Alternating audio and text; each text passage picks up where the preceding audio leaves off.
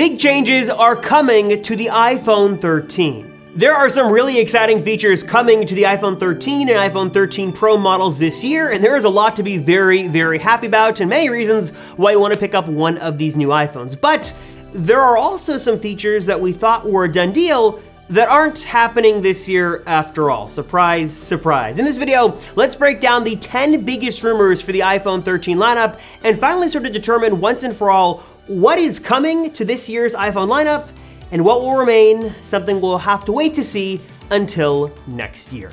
And a big thanks to Magic Spoon for sponsoring this video.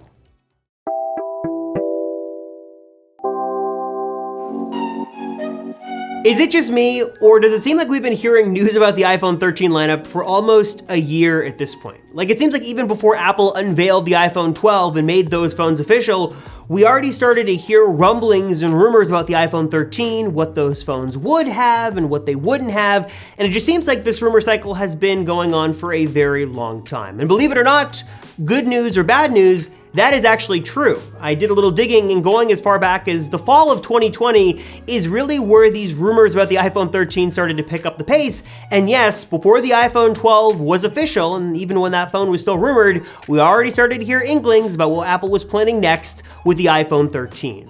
And I thought it'd sort of be fun to sort of look back at those very early rumors about the iPhone 13 and compare that information to what we know now, so we can get a really good idea of exactly what is coming in just a couple of weeks at this point. What will the iPhone 13 have? What won't it have? And what features have we been sort of promised from the rumor mill that now don't seem like they're happening at all?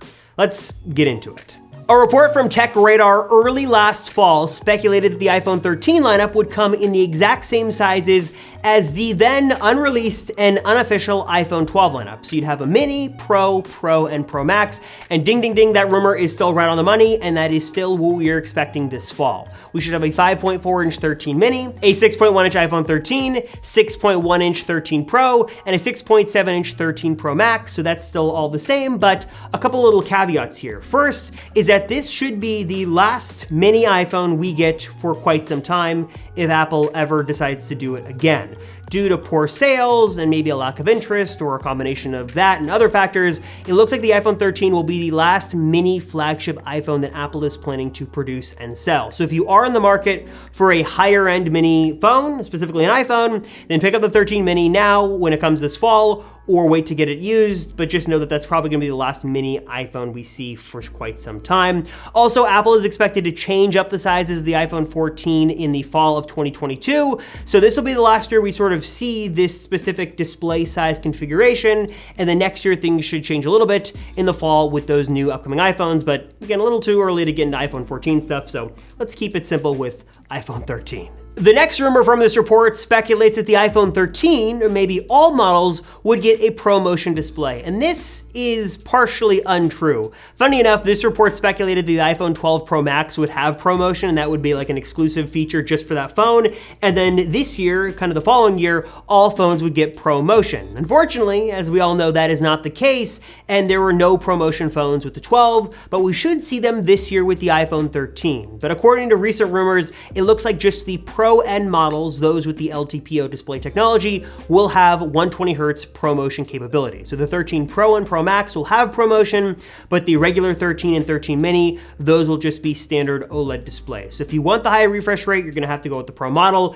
Not the case as TechRadar thought last year, so sorry to burst some bubbles here, but just ProMotion on the higher end iPhones. And speaking of displays, another rumor we had heard early this year from Max Weinbach speculated that the iPhone 13 could get an always-on display, probably the Pro models with that LTPO display technology. And this sounded honestly super exciting. It didn't seem like Apple was actually going to do it, didn't really seem like it was in their wheelhouse, but we had heard that Apple could give us this ultra simple, minimalistic, always-on display, similar to that of the Apple Watch, that showed us stuff at a glance, maybe a couple notifications, your activity rings, the weather, stuff like that.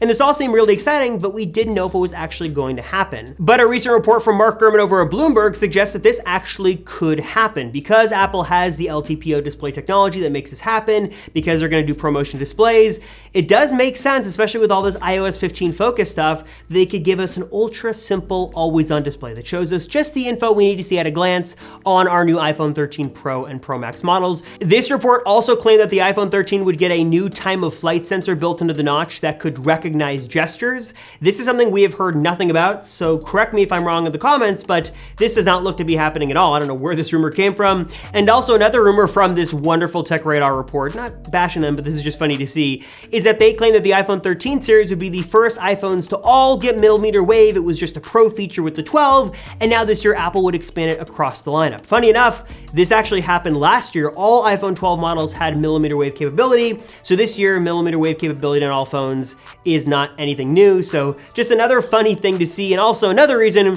why you should take every rumor, especially these super early rumors, with a major grain of salt. Moving on to another rumor, this is an article from Phone Arena back in November of 2020, citing an analyst note from Ming-Chi Kuo that said that the iPhone 13 Pro models will get an improved ultra-wide lens with an f1.8 aperture and better autofocusing capabilities. And yes, this is another example of a rumor still being correct, at least as far as we know right now. We aren't expecting any major hardware improvements to come to the iPhone 13 series in terms of camera upgrades, but this is one we are expecting to see on the 13 Pro and Pro Max. So a little bit of a better ultra-wide camera on those models. We also heard that sensor shift stabilization, something that was just in the 12 Pro Max, is coming to the entire iPhone 13 lineup this year. We also heard some rumors from Max Weinbach earlier this year that we could see an astrophotography mode and maybe portrait mode video coming to the iPhone 13 this year, though this one still remains unconfirmed, so we don't know if it's happening or not, but maybe we could see it launch with presumably the Pro models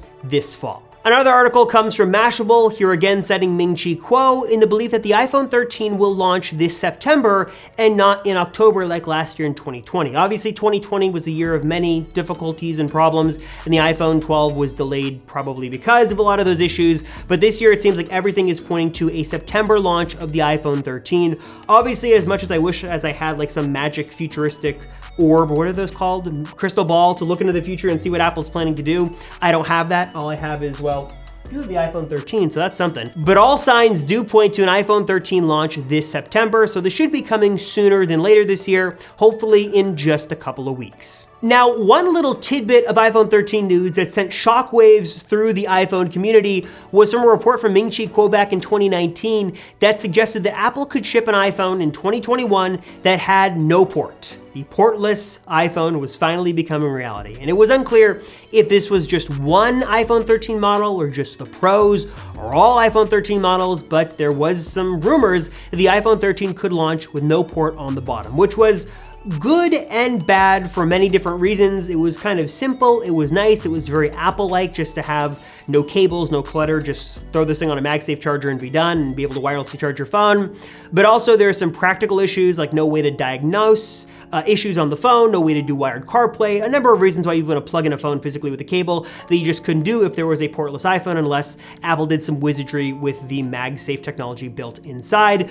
But good news or bad news, depending on where you stand on this issue, it looks like Apple is not going to move forward with removing the port on the iPhone, at least not this year. According to subsequent reports from Ming-Chi Kuo and Mark Gurman over at Bloomberg, Apple did mull over the idea of removing the port on the iPhone 13, but they are not going to move forward with that this year, at least according to the rumors. And according to also our 13 dummy models, which are very accurate in almost every way, the port is still there on the bottom. So rest assured, this year on the iPhone 13, all your 13 models, any phone you pick up, will have a Lightning port on the bottom of those phones. So be happy about it now.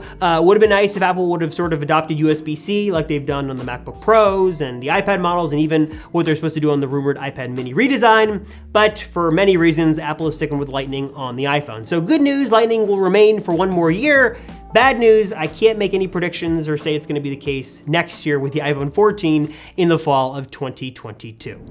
Before we continue, I worked up a bit of an appetite talking about all these iPhone 13 rumors, so I'm going to put these down, pick up a delicious snack, and tell you a little bit about this video's sponsor who makes this delicious cereal, and that is Magic Spoon. A little fun fact about me is that as a kid, I really loved cereal. Breakfast, lunch, dinner, many snacks. There's never a bad time to have a bowl of cereal in my opinion. And let me just say that maybe I loved it a little too much. And to make a long story short, after losing a significant amount of weight in high school, I thought my cereal loving days were behind me. I tried to focus on healthier foods, and I could just never find a bowl of cereal that tasted good and also wasn't loaded with a bunch of sugars and other things that was, until this beautiful box showed up on my doorstep and I got to fall in love with cereal all over again. Magic Spoon is able to do what I thought was impossible: deliver a cereal that is low carb, gluten-free, grain-free, soy-free, keto-friendly, and also taste just downright delicious. When it comes to flavors, Magic Spoon has got you covered with some incredibly tasty options, with a variety pack that includes cocoa, fruity, frosted, and peanut butter. As you can imagine, I have been cycling through all these different flavors every single morning, and I just can't pick a favorite. They all taste delicious.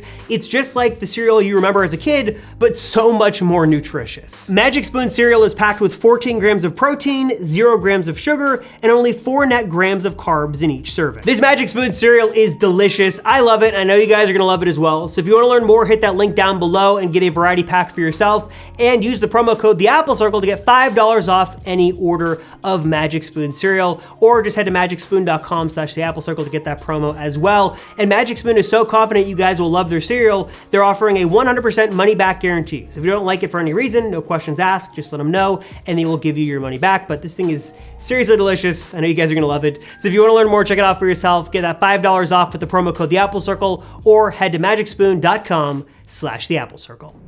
Next, we've got to talk about what possibly is the biggest rumor for the iPhone 13 we had heard all year. One we heard from multiple credible sources: Ming-Chi Kuo, Wall Street Journal, Barclays, other major sources and publications, that Apple was testing at least one model of the iPhone 13 that had an under-display Touch ID sensor built in. So the iPhone 13 would have both Face ID and Touch ID. And this made so much sense and made many people, including myself, very, very happy and very excited about what Apple could do with this technology. We've seen it in other flagship Android phones for years now. We knew and heard that Apple was working on this technology, and to see them finally release it to the iPhone, especially given the pandemic, would have been a really nice thing to see, and many people were very, very excited for this to finally come to the iPhone 13 lineup. But after many, many months of speculation and rumors and a lot of hype, it is looking less and less likely like it's actually going to happen. I'm not gonna count it out, entirely, but according to Mark Gurman over at Bloomberg, who has a pretty accurate track record, it looks like Apple was testing the technology but decided not to implement it this year with the iPhone 13. So there will not be,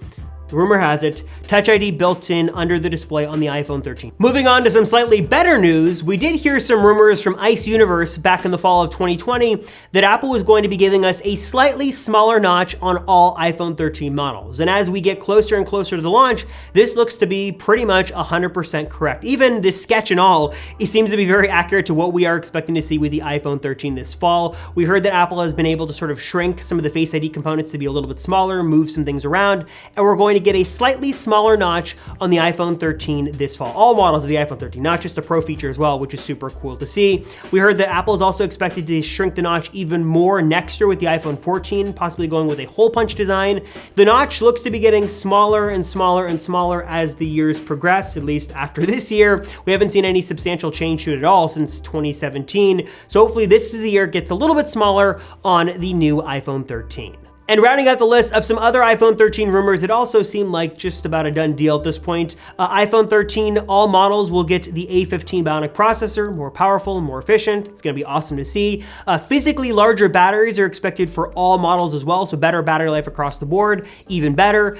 Improved 5G support, Wi-Fi 6E support as well. And also on the Pro models, Apple could launch this long rumored bronze orangey color, maybe called Sunset Gold, on the Pro models of the iPhone this fall. Looks really nice. I don't know if it's exactly my style, but as you can probably tell, I don't have much of a taste in design, so who knows, it looks super nice, and I'm really excited to see what exclusive color comes to the Pro models this fall. We had Midnight Green, we had Pacific Blue, so Sunset Gold sort of fits the theme and could look really, really nice. And those are some of the biggest changes coming to the iPhone 13 models this year. What are your thoughts? As always, I'm really curious to hear what you guys think. Which model are you expecting to pick up? What is the best feature you expect to see on these phones? What is the worst feature or the most disappointing feature that you thought was gonna be on here that isn't?